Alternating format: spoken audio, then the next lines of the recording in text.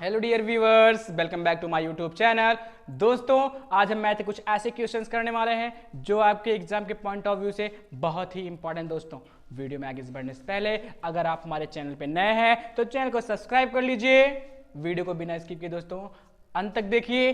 अगर वीडियो अच्छी लगी दोस्तों तो लाइक करिए, कमेंट करिए और शेयर कर दीजिए, जिससे कि वे बच्चे जो इस बार बोर्ड की परीक्षा में अपियर करने वाले हैं वो अपनी परीक्षा की अच्छी तैयारी कर सके और अच्छे मार्क्स स्कोर कर सके। दोस्तों, हेलो दोस्तों, कैसे हो आप सब। आशा करता हूँ आप सब बहुत अच्छे होंगे। दोस्तों चलिए स्टार्ट करते हैं। दोस्तों आज हम एक बार फिर मैथ के कुछ ऐसे बहुविकल्पी प्रश्नों को हल करने वाले हैं जो आपके एग्जाम के पॉइंट ऑफ व्यू से अत्यधिक महत्वपूर्ण है। दोस्तों तो आप लोग हर एक प्रश्न को अपने नोट्स में नोट करते रहिएगा, जिससे कि एग्जाम के टाइम आप एक अच्छी रिविजन कर सको। दोस्तों चलिए देखते हैं। दोस्तों हमारा पहला प्रश्न है कि यदि 2 sin theta is equal to 1 हो तो 3 cot स्क्वायर थीटा प्लस 3 की वैल्यू क्या होगी। ऑप्शन है आपके 12, 15, 9 और 8।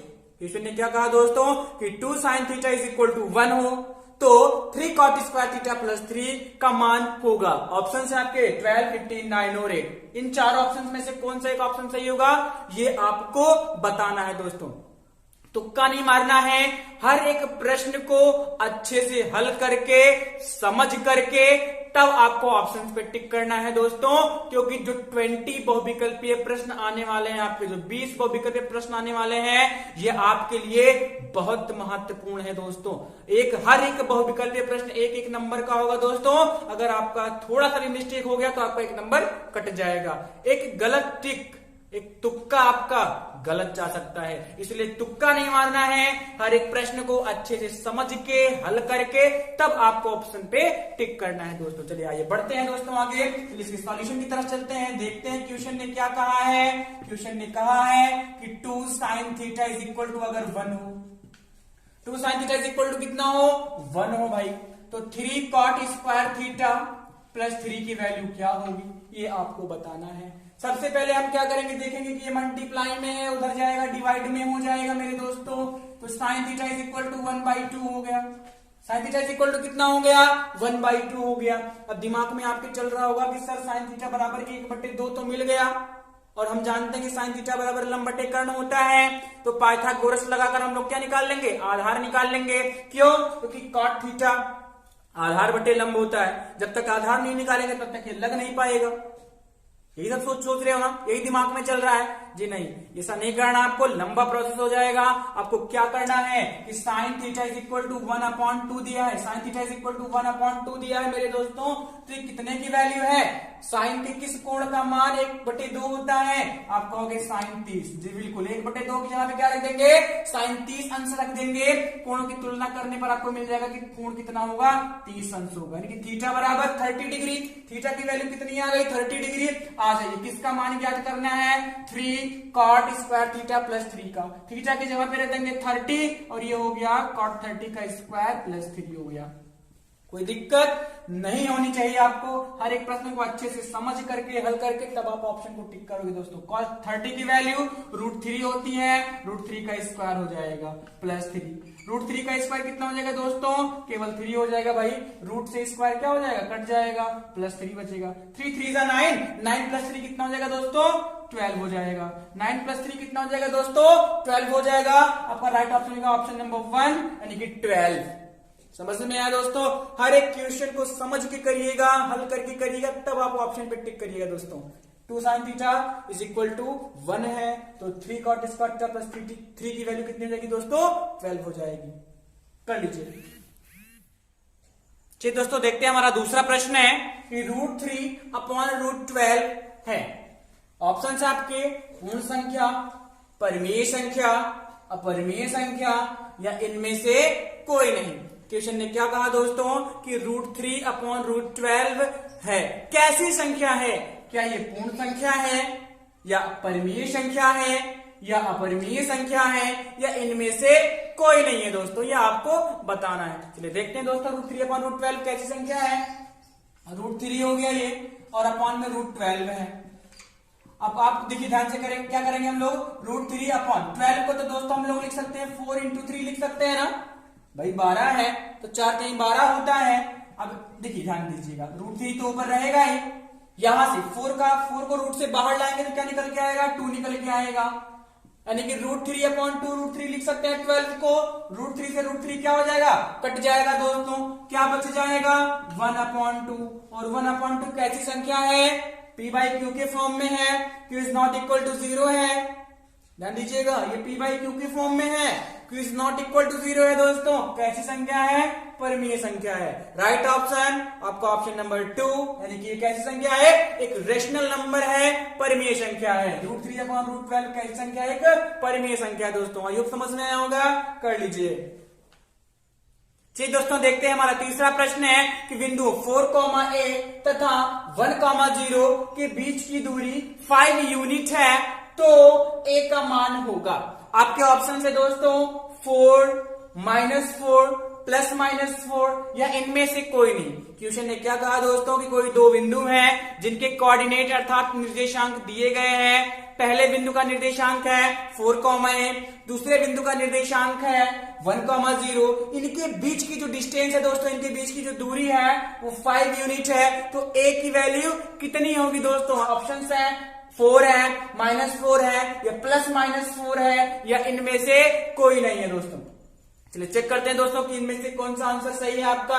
चलिए देखते हैं दोस्तों, सॉल्यूशन पे चलते हैं। दो बिंदु क्या क्या दिए गए दोस्तों, मान लीजिए वो दो बिंदु A और B हैं। A का कोऑर्डिनेट 4, a है और B का कोऑर्डिनेट 1, 0 है। A का कोऑर्डिनेट 4, a, B का कोऑर्डिनेट 1, 0। इनके बीच की डिस्टेंस दोस्तों कितनी है, AB के बीच की डिस्टेंस कितनी है दोस्तों, 5 यूनिट है। कितनी यूनिट है, 5 यूनिट है। यहां से अच्छे समझिए, दो बिंदुओं के बीच की दूरी का सूत्र दोस्तों, दो बिंदुओं के बीच की दूरी का सूत्र क्या होता है दोस्तों, √x2 - x1 का whole square plus y2 - y1 का whole square is equal to दिया गया है कितना, 5 दिया गया है। दिमाग में बिठा लीजिए मेरे दोस्तों, दो बिंदुओं के बीच की दूरी √x2 - x1 का whole square plus y2 - y1 का होल स्क्वायर। यहाँ पे ये x1 y1 हो गया, ये x2 और y2 हो गया दोस्तों। ये वैल्यू पुट कर लीजिए। √x2 कितना मेरे दोस्तों 1 है, तो 1 - 4 का स्क्वायर हो जाएगा और प्लस में 0 - a का स्क्वायर हो जाएगा बराबर 5 है। दोनों पक्षों का वर्ग कर दीजिए तभी तो स्क्वायर रूट हटेगा। लिखेंगे SBS square on both side, दोनों पक्षों का वर्ग करने पर दोस्तों इधर करेंगे तो इधर हट जाएगा, यहाँ बचेगा प्लस माइनस -3 का होल स्क्वायर बचेगा। यहाँ पे 0 में से a जाएगा, -a बचेगा उसका स्क्वायर, यहाँ पे 5 का स्क्वायर हो जाएगा। लेफ्ट हैंड में जो रूट है वो स्क्वायर तक कट जाएगा मेरे दोस्तों। माइनस का स्क्वायर प्लस होता है, 3 का स्क्वायर 9 हो जाएगा। यहाँ पे प्लस का a स्क्वायर हो गया, यानी कि अब यहाँ पे लेफ्ट हैंड में क्या हो गया 9 + a स्क्वायर, यहाँ हो गया 25। यहाँ कितना हो जाएगा मेरे दोस्तों 25 हो जाएगा। ये प्लस में है, उधर जाएगा माइनस हो जाएगा, यानी कि a square is equal to 25 - 9। कितना बच जाएगा दोस्तों, कितना बच जाएगा 16 बच जाएगा। स्क्वायर इधर जाएगा, रूट बना देगा। 16 को रूट से बाहर लाएंगे तो आपका आंसर आएगा +-4, यानी a की वैल्यू कितनी हो जाएगी दोस्तों +-4 हो जाएगी। यानी राइट ऑप्शन आपका कौन सा हो जाएगा दोस्तों, ऑप्शन नंबर 3 +-4। अगर तीसरे की जगह पे उपरोक्त दोनों देता दोस्तों तो वो भी आपका आंसर है, उपयुक्त दोनों, यानी कि a और b दोनों सही है। यानी राइट ऑप्शन आपका क्या हो जाएगा, यहाँ पे आपका राइट ऑप्शन क्या हो जाएगा दोस्तों +-4, option number C। I hope समझ में आया होगा, कर लीजिए दोस्तों। चलिए दोस्तों देखते हैं, हमारा चौथा प्रश्न है, किसी ठोस गोले का पृष्ठीय क्षेत्रफल और आयतन बराबर है तो गोले की त्रिज्या होगी। आपके ऑप्शन है दोस्तों 3, 4, 6 और 8।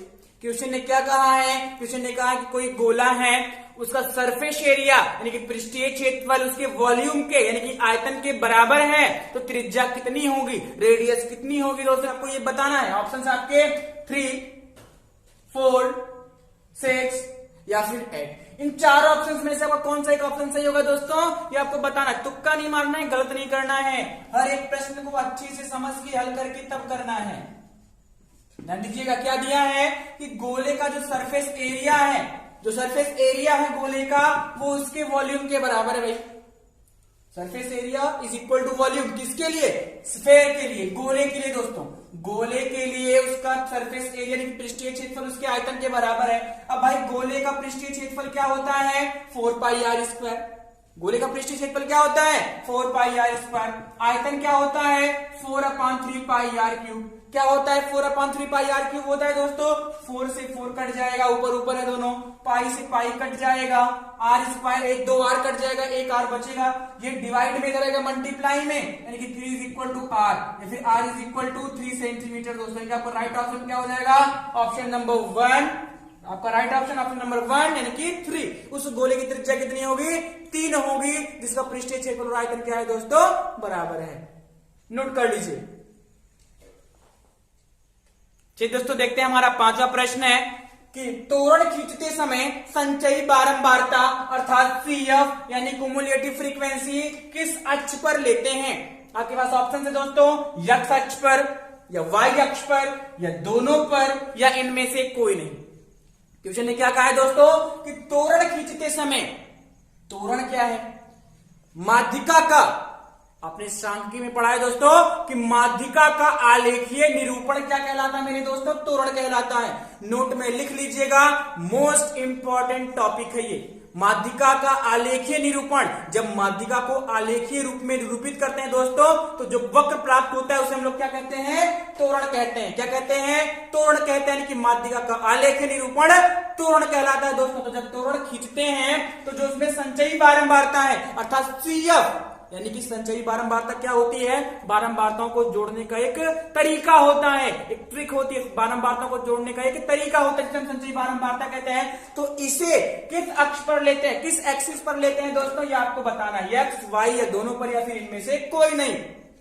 आपका right answer option number 2 Y अक्ष पर। संचयी बारंबारता को हम कहां लेते हैं दोस्तों, माध्यिका का आलेखीय रूप निरूपित करते वक्त हम तोरण को वाई अक्ष पर लेते हैं दोस्तों, और माध्यिका स्वयं x अक्ष पर प्राप्त होती है दोस्तों। कहां प्राप्त होती है x अक्ष पर, यानी माध्यिका कहां प्राप्त होती है मेरे दोस्तों, दिमाग में बिठा लीजिएगा, माध्यिका किस अक्ष पर प्राप्त होती है, माध्यिका x अक्ष पर प्राप्त होती है मेरे दोस्तों।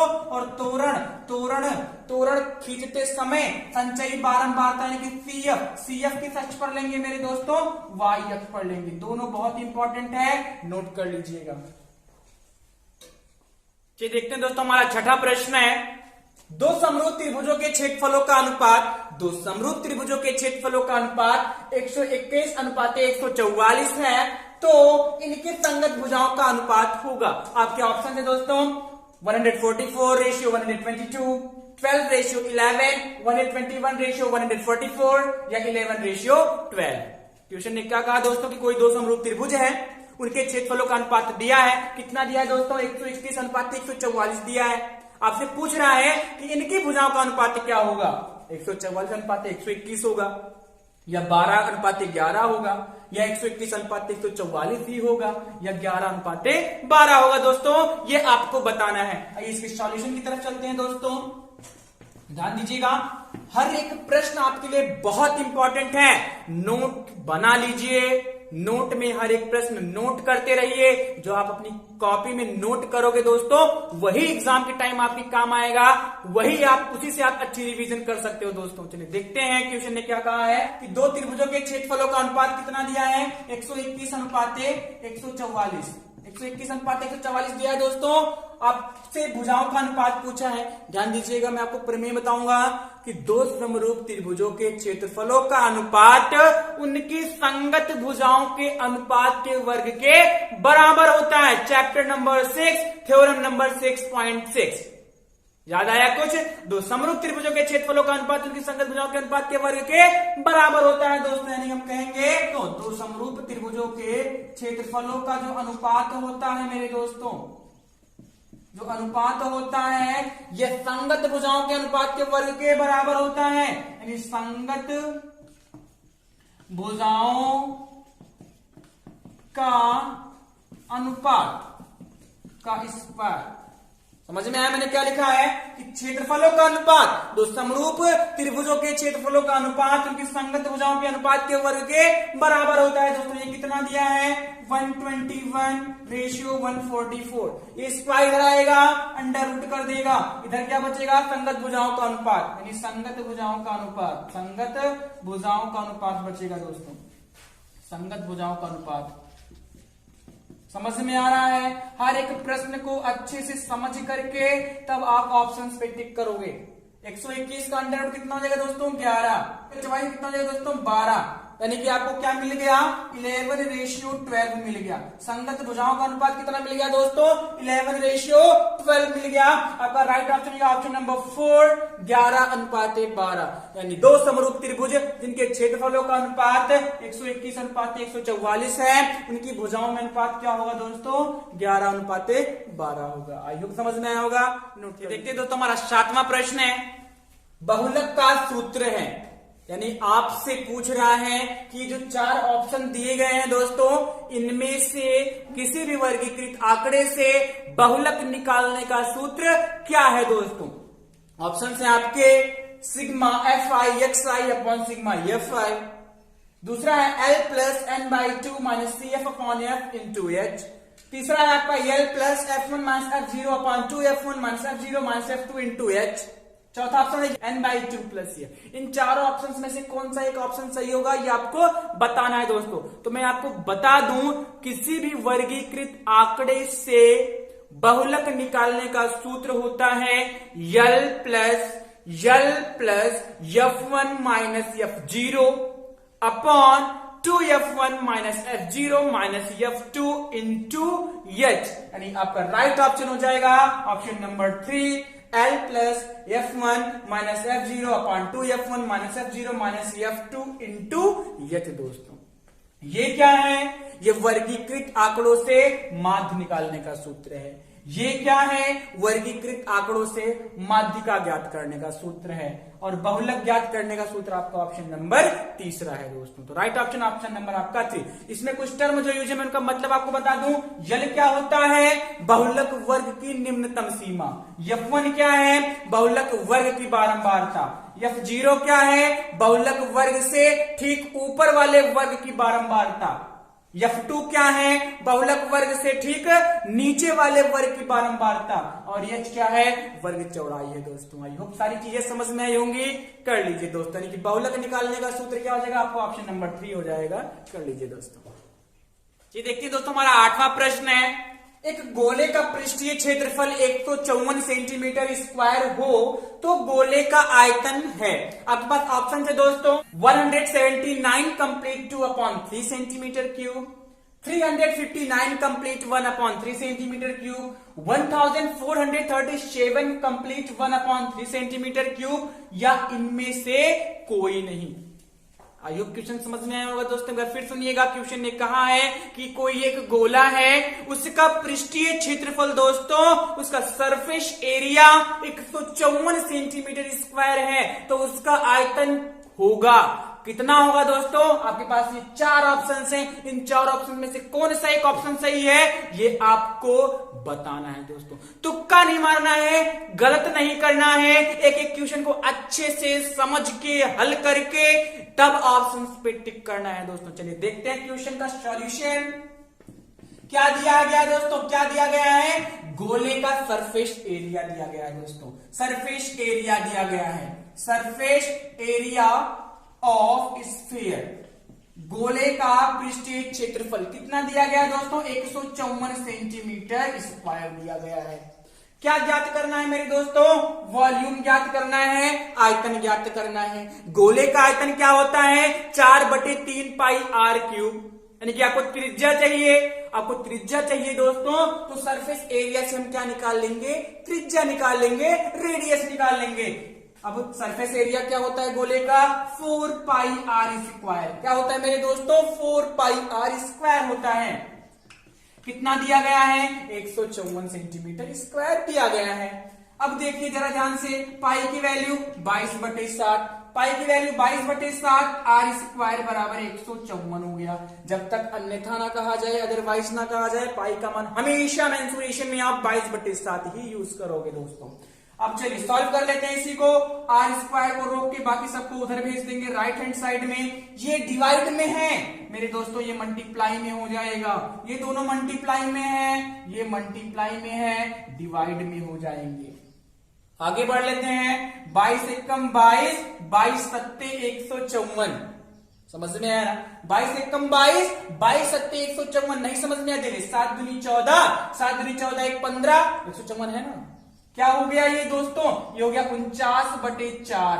क्या हो गया 49/4? इस स्क्वायर को उधर भेजेंगे दोस्तों, हो जाएगा रूट 49/4 और 49 का अंडर रूट आ गया 7 और 4 का हो गया 2, यानी 49/4 का अंडर रूट, पूरे का अंडर रूट कितना निकल के आएगा? 7/2, यानी गोले की त्रिज्या कितनी हो गई?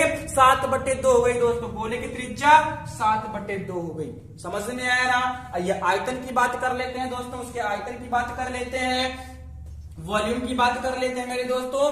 गोले का आयतन क्या होता है? 4/3 pi r cube. 4/3 pi r cube होता है दोस्तों। 4/3 पाई की वैल्यू 22/7। त्रिज्या कितनी आई है? 7/2 आई है। कितनी बार? 3 बार। भाई क्यूब है ना, तो 7/2 गुणे 7/2 गुणे 7/2 हो गया। चलिए सॉल्व कर लेते हैं। 7 से 1 7 कट जाएगा।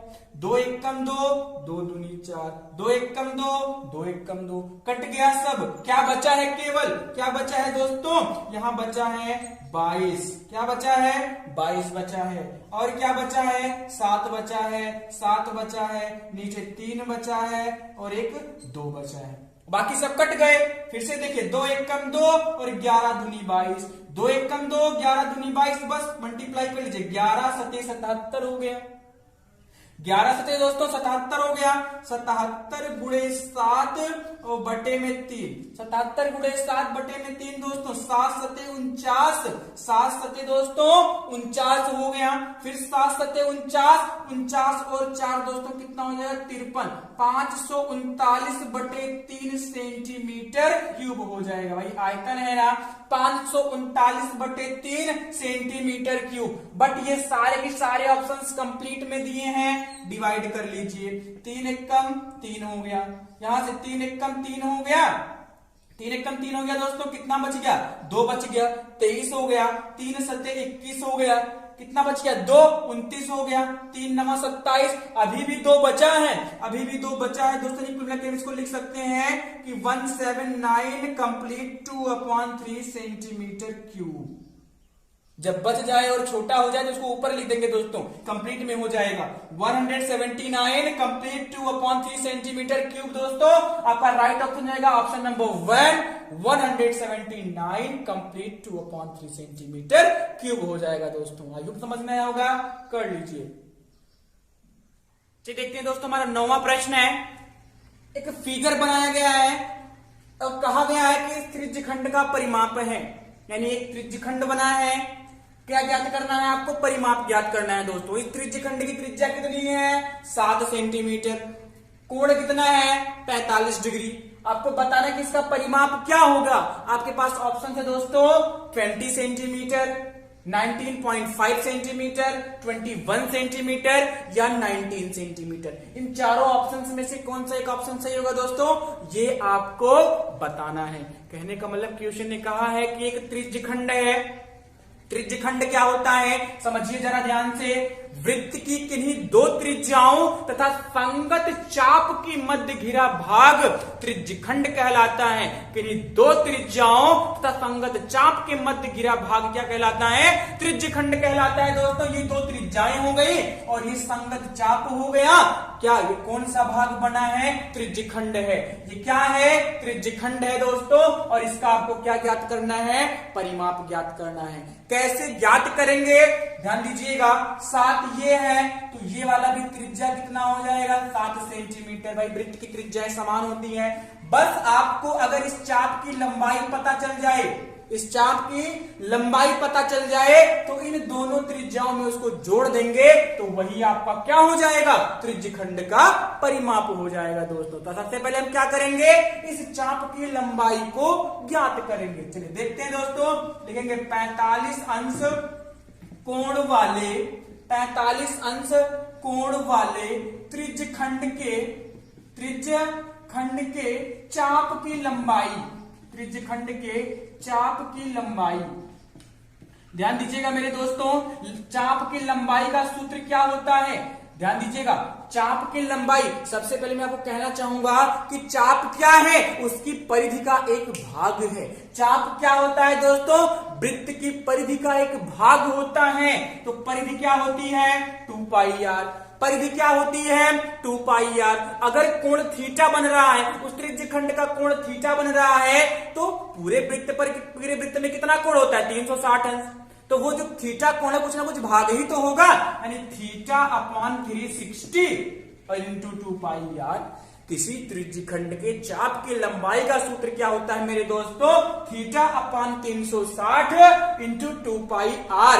ये थीटा अपॉन 360 कहां से आया, क्योंकि पूरा कोण वृत्त के अंदर 360 अंश होता है और वो त्रिज्य खंड कुछ ना कुछ पार्ट वाला, कुछ ना कुछ पार्ट, उस पूरे कोण कुछ ना कुछ पार्ट होता है, इसलिए थीटा अपॉन 360 लगता है। और वृत्त की परिधि 2 पाई आर होती है, इसलिए 2 पाई आर का मल्टीप्लाई हो जाएगा दोस्तों। बट हमें तो पता है ना कितना कोण है, 45 अंश है। तो 45 अंश कोण वाले त्रिज्य खंड के, 45 अंश कोण वाले त्रिज्य खंड के चाप की लंबाई क्या हो जाएगी दोस्तों, 45/360। भाई कोण पता है, इंटू 2 पाई आर।